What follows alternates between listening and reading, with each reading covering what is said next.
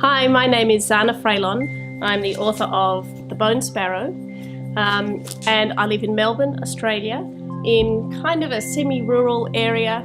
Lots of trees, lots of beautiful river bushland quite close by. So if you go down at the right time, you can see kangaroos and wombats, some pretty dangerous snakes, but they're very shy, so you tend not to see them much, and a whole lot of beautiful bird life, which is really lovely, and it's just the perfect place to write books.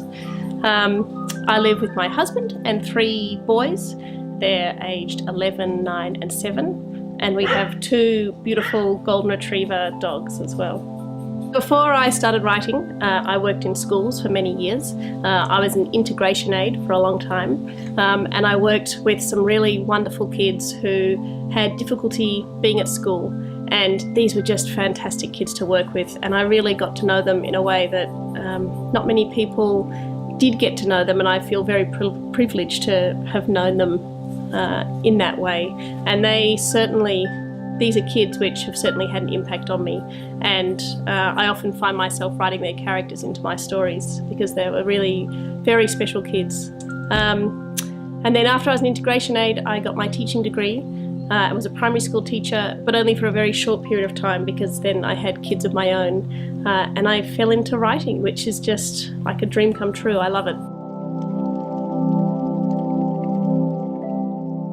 So The Bone Sparrow is the story of Subi. He's a 9-year-old boy, and he lives in an immigration detention centre. And Subi was actually born inside the immigration detention centre, so the only world he knows is the world inside those barbed wire fences.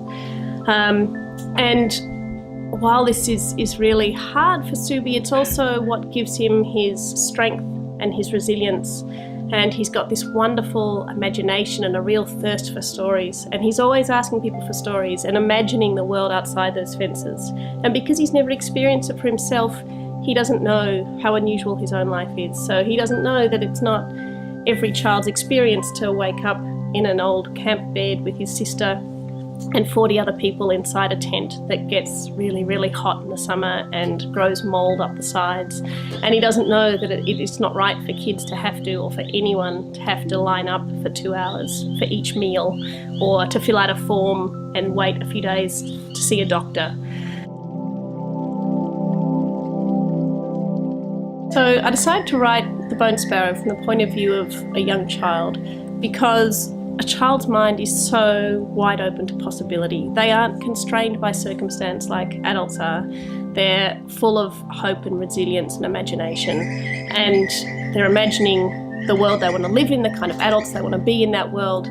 And the future they imagine is very different to the future that we as adults imagine. And I think one of the things with adults is that we forget the importance of imagination and the importance of dreaming and the importance of hope.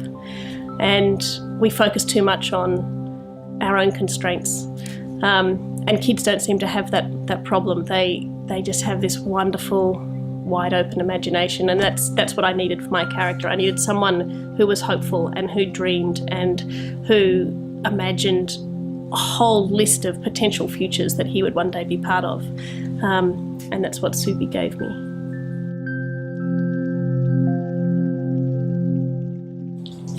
So I knew I wanted to write about detention centres and refugee camps for a long time.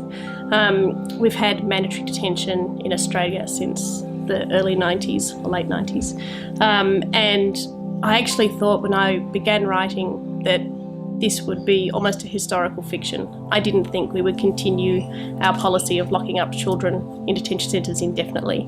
Unfortunately, the situation's only got worse and the policy's more and more inhumane. But when I was thinking about writing this book, I was reading lots of articles and watching lots of news reports, and there were lots of policies and statistics and numbers, but what I was missing was the voices behind those numbers and the people. And I knew that that's what I wanted to hear. I wanted to see the people and I wanted to hear their voices. And these are real people. They're not numbers and they're not policies. These are real people who are seeking asylum, and seeking asylum is not a crime. It's been recognised as a human right, and yet we are locking these people up We are putting them in conditions which have been described as torturous by the United Nations, in camps which have been likened to the World War II concentration camps. So this is what I wanted. I wanted to explore and learn and discover more about these people and who they were and what life would be like for them growing up in this circumstance. So one of the wonderful things about books is that they allow us to experience situations which are more extreme and more dangerous than anything we might experience in our own lives, and also to understand people in a different way, and not just people from different cultures and different life experiences, but to understand that we are all just people, and that to understand someone is sometimes to understand that you don't know what they've gone through and you don't know what their life experiences are, but that's okay. And I think one of the questions I often get asked in The Bone Sparrow is about Harvey, who's one of the guards at the detention centre. And, you know, he's one of the really nice guards. He's a friend to the kids. He doesn't call them by their numbers that they've been assigned like the other guards do. He calls them by their names. He brings in blow-up pools on the really hot days. And he tries to make life as good as he can for these kids. But Harvey also has his weaknesses. And I wanted to show that, because that's okay. People aren't always good or always bad. There's always a reason behind actions, and I think that's something really important to explore in books.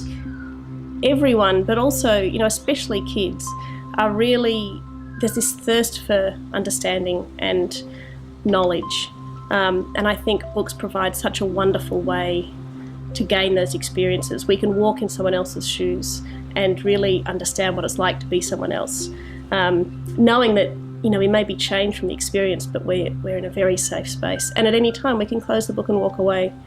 And I think it's a really powerful tool, and I think as humans we're hardwired to imagine.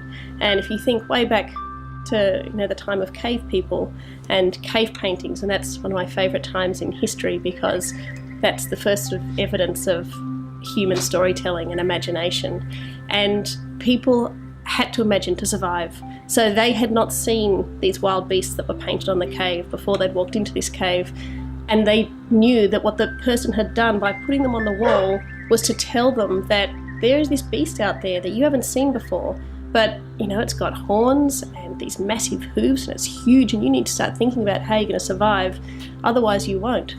So I think imagination is part of being human, and I think books, they're the same as those cave paintings. They're ways of telling a story and allowing people to imagine what their lives might be like, and especially for kids who they're imagining their future already, and they're imagining what the world will be like and the kind of adult they're going to be, and who knows what the future will bring. So if you can read as many different existences as possible and try and imagine how you would respond in that certain situation, then that's how we survive as people.